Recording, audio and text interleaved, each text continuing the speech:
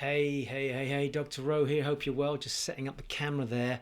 So, I don't have a lot of time, but I want to address this subject. It's, I think, something that a lot of people are looking for at the moment, certainly searching on, and that is understanding body language. I think as we grow up, we're often told, oh, yeah, you need to understand people's body language. Did you see their body language? Did you see how they react? And people go, I think so. We're very good at reading overt body language, stuff that grabs our attention quickly and we go, oh, did you see what happened there? But what we're not so good at is the subtle body language. And I thought I'd just share a few key important elements here. I've been in this field for 35 years.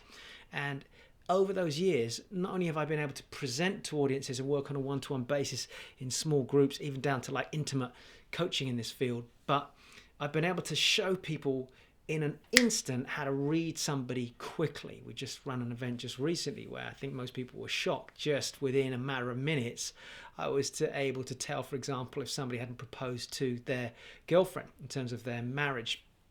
But more importantly, the fact that maybe that could be a challenge in the relationship. And as crazy as that might appear, you have the ability to do it. So body language is massive. Now I'm going to put some things on the screen here and you might want to make some notes here. So the first thing is this. Studies have shown, and this goes back to a really famous study whereby they looked at three things. They looked at the tonality of the voice, the words people were using, and the physiology that somebody was using, i.e. the body language. And that's body language from the feet, the torso, and the shoulders to the head. And I think a lot of people don't realize this, but we basically give clues away in how we react to somebody. First of all, with what happens below the hips. The feet are a massive telltale. But when you're watching somebody on Zoom, for example, you can't always see that. The next thing is the kind of middle area of the body, so the torso up to the shoulders. What's that doing? Is it going into the camera? Is it going away from the camera? Are there little tense contractions or expansions in the conversation? And then, of course, there's the head, and there's massive tells that go on down to micro expressions of the eye. So all of that is physiology. Now, I think for a lot of people, because we're so in our heads and we're engrossed in getting things right and making sure that all the technology around us is correct, checking our phones, we don't always watch the other person. So I'm telling you now, 55 to 60% of the impact of your communication comes down to the physiology of how you carry yourself. But of course, if you flip that the other way around, watching somebody else's body language, you should pick up a huge amount of information about how they're responding to you. And if you have the skill set to do it, when I teach this to people through the CWI process, communicating with impact process, we go through and look at all these different components, and I get people to watch. And in the process of watching, and I show them what to watch for. So, oh my gosh, did you see that? Like, if you ask a certain question, which way does their body move? Or which way does their face move, their mouth move, the eyes, the breath? Did it go in or out? Was it held? Was it a breathing out? All of this is part of that process of physiology and the body language that we communicate without saying a single word.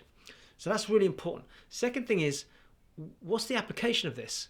Well, in reality, you can apply this anywhere. But surely you can't apply this like on an online presentation. Actually, you can.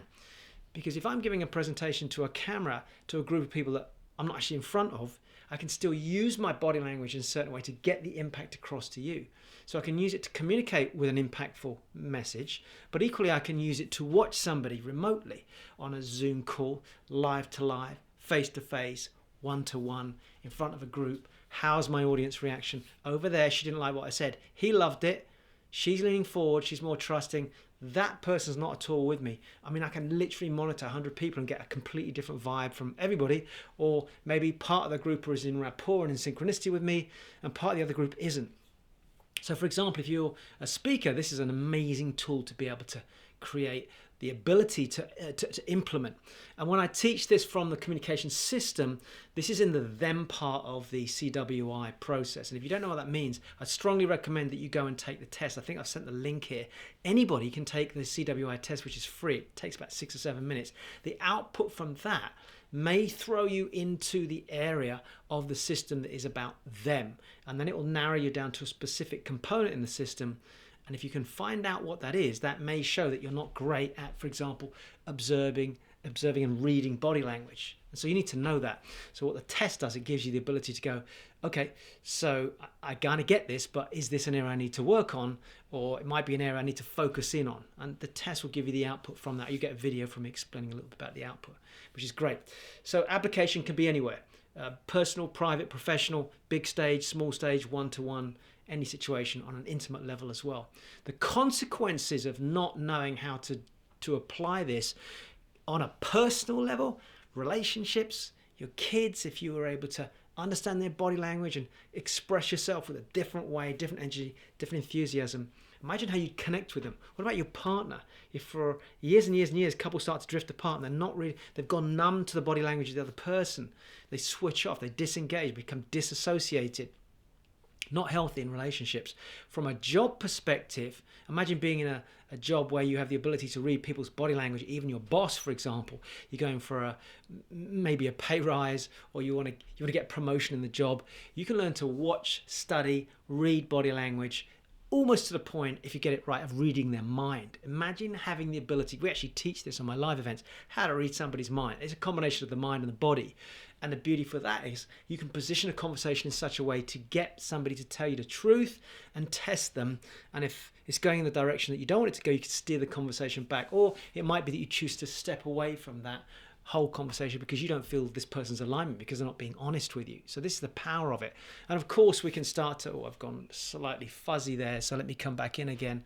Of course, in business, talking to your customers, learning to articulate your message powerfully, using your body language to get impact. I'm not a particularly huge guy, but I can use that body language in a really powerful way.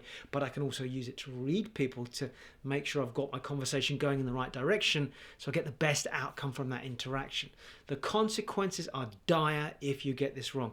Marriage breakups, customers not buying from you, hundreds of thousands of pounds of lost business because you haven't learned to read your audience, your customers, or present yourself in the right way. So get good at it. This is an amazing skill to learn. And the last thing is really the whole point of body language, or being able to understand it, is the observation of the other person. And if you can learn to observe somebody in a really subtle way, knowing how to read them in a very specific way, knowing how to what I call get a baseline.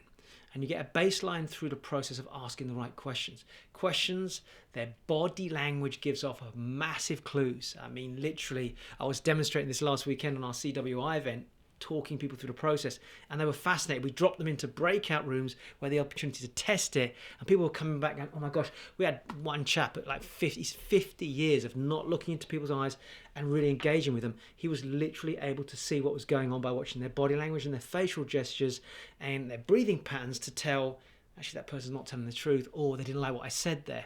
Think about that for a minute.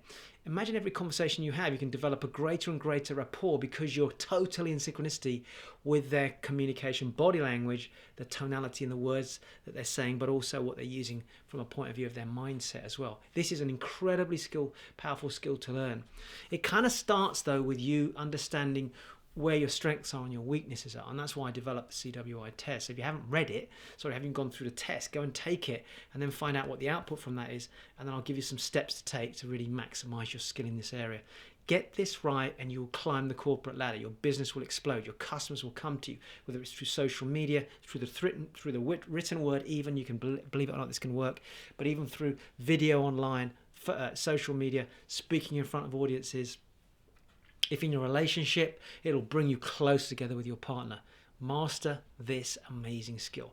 Reading body language and expressing yourself with a greater, more impactful body language. Dr. Rowe, signing out.